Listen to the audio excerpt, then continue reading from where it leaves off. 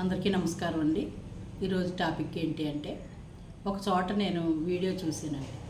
ఎలా అంటే, అక్రమ సంబంధం పెట్టుకుని భర్తను ఏ రకంగా చంపేయాలా అనే ప్లాను. ఆ ప్లాన్లో భాగంగా ఆరెంజ్ జ్యూస్ తీసి దాంట్లో ట్యాబ్లెట్లు వేసి అతన్ని చంపడానికి ప్రయత్నం చేసిన భార్య ఎటు వెళ్ళిపోతుందండి? ఏంటండి రిలేషన్ విలువ ఏంటి? కట్టుకున్న భర్త భగవంతుడితో సమానం అని ముందు దేవుడికి కన్నా ముందు భర్తకి పూజ చేసి దండం పెడతారు కదండి. వరలక్ష్మి వ్రతం వచ్చింది, భర్త ఆశీస్సులు తీసుకుని అక్షింతలు వేయించుకోవటానికి కాళ్ళు పట్టుకుని దండం పెట్టుకుంటారు. భర్తే కదండి ముందు ప్రత్యక్ష దైవం అంటారు. తర్వాత తల్లిదండ్రులు, దేవుడు, గురువు, అలాగా ఉంటుంది. అయితే ఇప్పుడు ఆడపిల్లలు ఎలా చేస్తున్నారంటే, మిడిల్ వాళ్ళు చేస్తున్నారు, అప్పర్ వాళ్ళు చేస్తున్నారు. ఆళ్ళేళ్ళని లేదండి. జరిగేది ఏంటంటే, ఏ రకంగా మన ఆటలు సాగాలి అంటే అడ్డుగా ఉన్న భర్తను లేపేయాలి. అంటే భర్తను లేపేయడమే వాళ్ళకి ఒక కాన్సెప్ట్ అనమాట. ఎందుకంటే వాళ్ళు ఆటలు సాగవు. భర్త ఉంటే ఎలా సాగుతాయండి? సంసారం, పిల్లలు, ఒకవేళ పిల్లలు లేకపోయినా సరే విచ్చలవిడిగా బయట తిరగటాలు అయ్యి, భర్త ఉంటే కొంచెం కంట్రోల్లో ఉంటుంది కదా. అయితే వీళ్ళు ఏంటంటే భర్త లేకుండా ఉంటే బాగుంటుంది అని, అలాంటప్పుడు పెళ్లి చేసుకోకూడదండి.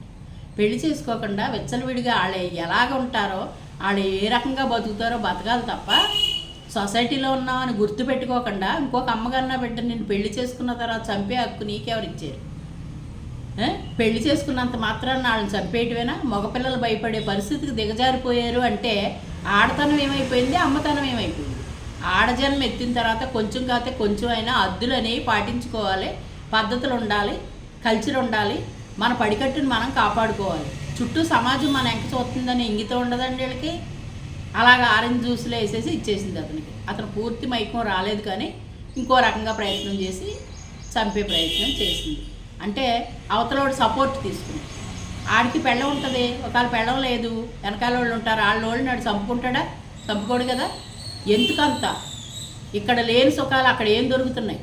వీళ్ళకి అంత హుషారుగాను అక్రమ సంబంధాలే కావాలనుకున్నప్పుడు పెళ్లి చేసుకుని ఇంకొక బిడ్డను బాధ పెట్టకుండా వాళ్ళ మానాన్ని వాళ్ళని వదిలేసి వీళ్ళ బతుకులు వీళ్ళ బతకాలి. లేదు, పెళ్ళయిన తర్వాత నచ్చకపోతే వెళ్ళిపోండి అంతే తప్ప ప్రాణాలు మట్టుకు తీయకండి. చాలా భయపడిపోతున్నారు పిల్లలు, మగపిల్లలు అనేవాళ్ళు భయపడిపోతున్నారు. ఎందుకంటే ఇటువంటి ఆడవాళ్ళు ఉన్నారు కనుక, ఆడజాతికే మచ్చ తెచ్చే పనులు చేస్తున్నారు కనుక. ఏమంటారు చెప్పండి? దుర్మార్గమే కదండి అది.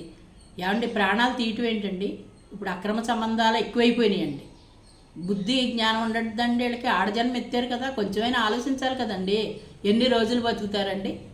వీళ్ళ శృంగారంతో వీళ్ళ రాసలీలలు ఆడుకుంటా, వీళ్ళ ఇష్టం వచ్చినట్టుంటా ఎన్ని రోజులు అంత బతకగలరు?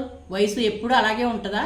ఇవాళ ఉన్నది రేపు రోజుకి గడిచిపోయింది పోయినట్టే కదండి. ఆయుష్ తరిగిపోద్ది కదా. అంత జ్ఞానం లేకుండా బతుకుతున్నారా?